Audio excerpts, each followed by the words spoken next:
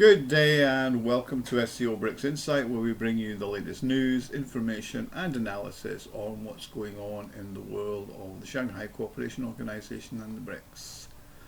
Now, last Friday, the UK and US governments imposed new restrictions on the trading of Russian aluminium, copper and nickel. They said it's an attempt to curb President Vladimir Putin's ability to fund his military operations in the Ukraine, according to their statement. However, Bloomberg reports that the new supplies of copper, nickel and aluminium produced after or on April the 13th cannot be delivered from Russia to the London Metals Exchange, where they set benchmark prices, as well as the Chicago Mercantile Exchange for North America. Additionally, the US is banning the imports of all three metals. However, it's similar to the case of oil sanctions. These sanctions are actually merely for show, as they will not hinder Russia's ability to sell its metals. This is because non-US individuals and entities are not restricted from purchasing physical Russian copper, nickel or aluminium. I mean, although the LME plays a major role in setting the prices, or so some say fixing them, most metals are actually traded between the actual miners, traders and manufacturers of goods that use those metals, without ever passing through LME warehouse. So since 2022, the share of Russian metal sales to China has substantially increased, and some Western buyers have sought to find alternative suppliers. According to Bloomberg, the new restrictions are expected to have an impact on prices, which is obviously serves as the benchmark for the trading contracts worldwide. The LME prices, especially for aluminium, have been under pressure for months due to the increase in Russian metal supply, causing non-Russian suppliers to trade at a premium. However, as of early Monday, aluminium prices rose on the LME by 9.4% against the backdrop of the sanctions. Nickel prices by 8.8%, although by the end of the day they had dropped back slightly.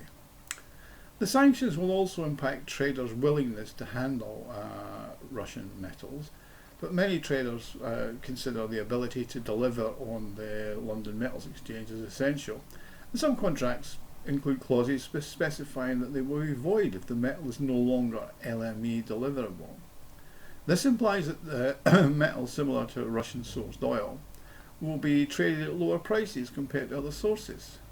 They think the result will reduce revenue for Russia while still allowing the Russian metal to enter the global market and avoiding the impact of sanctions on crucial raw materials around the world.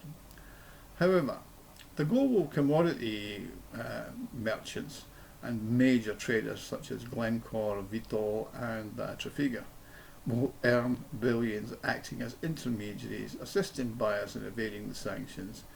And let's just look at the figures. I mean, Russian metal exports were valued at 25 billion in 2023, and they are not expected to drop substantially. So, let's have a look at how things pan out. Now, according to a statement, it's by Grant Shapps and his fellow counterpart, Janet Yellen, they said, we will prevent the Kremlin funneling more cash into its war machine. I mean, Janet Yellen is the same deluded old harridan who told American consumers 2 years ago that inflation was transitory, yet it's still a major problem. And while in China last week, she threatened the Chinese with dire consequences if they helped Russia. What she and Grant, the useful globalist idiot, do not understand, that the imposition of sanctions will likely result in increased commodities prices, serious logistical problems and higher prices for goods that are made from them, while the liquidity in the metals could shift to other exchanges such as the Shanghai Exchange. However, it could raise questions for Glencore, who's one of the largest traders in Russian metals, due to its long-term relationship with UC Rusal. What you have to remember is Russia is a significant producer of those metals, then accounts for around 6% of nickel production, 5% of aluminium, and 4% of copper. Now, despite this, Russia actually makes up, our supplies make up a pretty large percentage of the nickel, copper and aluminium in the LME warehouses. I mean, they account for 36%, 62% and 92% respectively. However, it's not as if these two exchanges are actually trading high volumes of Russian metal, but basically they're used for setting the benchmark prices. And for physical trades, the actual metals tends to take place based on the prices, but within negotiations. I mean, to gain a practical perspective of the impact of these sanctions, the commodity trading giant Goldman Sachs published a short note saying that how they see it going. And according to them, it's worth remembering that it's not a complete sanction on Russian metals. This only affects the US and UK markets, and the amount of metal that the US actually buys is pretty negligible. I mean, United States bought about 50 million worth of Russian aluminium, 26 million worth of nickel, and there were no copper supplies at all to the US from Russia, or Russian sourced copper. At the same time, Britain imported 432,000 worth of aluminium, 53,000 worth of copper, and 27,000 worth of nickel. Now that's less than half of 1% of Russian exports.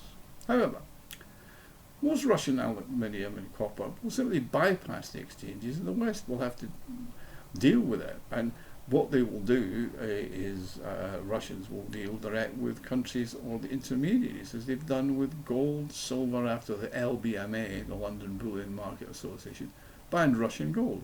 It just simply went to the Dubai Gold Exchange and the Shanghai Commodities Exchange. So even without the sanctions, it's not really going to have an official effect. I mean, prior to sanctions, Chinese imports of Russian aluminium reached record levels.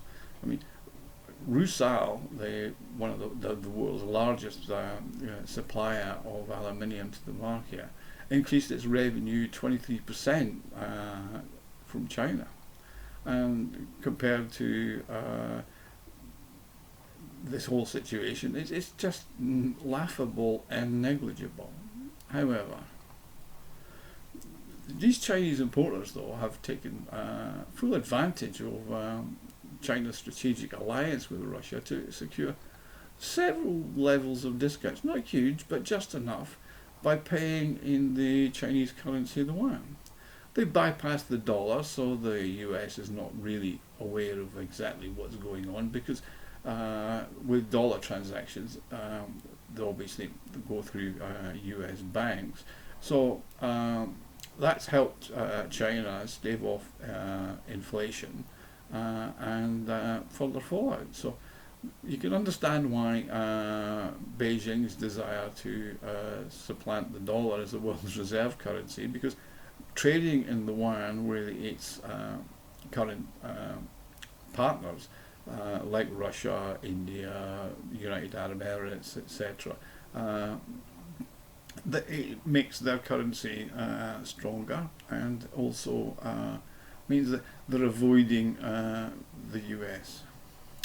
Now, personally, I think that the Russian metal producers will find few problems finding buyers, just like the Russian oil companies did with their produce. However, the question does remain that what is going to be the impact on prices? I mean, the announcement didn't actually reduce the supply of metals to the global market outside of China, and it's not likely to. It's important to remember that end users are not restricted from consuming Russian metal. It's only about whether they buy it on the London Exchange or the US. And I mean, the consumption of metal by the EU and whatever has pretty much moved from to the Asian and other countries. And trade will then now move from London and Chicago to the Shanghai Exchange for the nickel and aluminium particularly. So the market will go through some changes, but bear in mind that high quality nickel is used for alloys for the production of stainless steel, for chemical and the nuclear industries, and it's still in short supply. There's not huge amounts of producers of this stuff, and large players like Norilsk Nickel are going to force foreign companies to continue working with it. I mean, this can be done very freely through traders like Trafigura, Vitol, etc. And the quotes will be used not from the London Exchange, but from Shanghai. So, the Chicago Exchange, for example, never had significant supplies of Russian metals. So the ban is just another bit of solidarity on behalf of the Americans to their friends in London.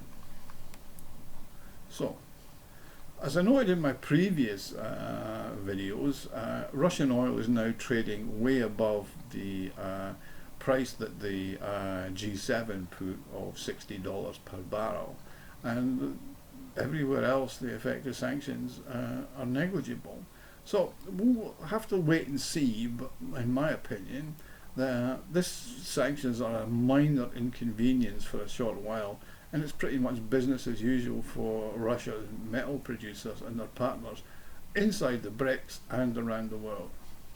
What I do think will change is the speeding up of the countries of the BRICS and their allies, who have already announced the setting up of a grain exchange to have a system for trading with each other in local currencies. And in the near future, it's only a matter of time before they set up an independent platform for the trading of other commodities. Bearing in mind, Russia is a major producer and China is a major consumer of metals, but it's also one of the most important for something called rare earth metals. Now, rare earth metals are essential for all modern devices, from phones to computers and other sophisticated equipment. And other countries are large consumers of that. So as soon as the US and G7 do a sanction, there's always a way around it anyway. This is just going to lead to different plans for the trading of commodities by the actual producers and not the parasites that are the Western institutions that have existed for years and live off the back of the real producers. Anyway, thank you for watching the video, and do like and subscribe if you have already subscribed, like and share. And by the way, do go onto the website, because all of the information that I've provided here is in some articles that I've got on there, some written by myself and some by others. Anyway, the website's SCO-BRICSinsight.com, and I look forward to speaking to you guys again. Okay, thank you very much for your viewers and likes, and most importantly your comments. That's really important to me.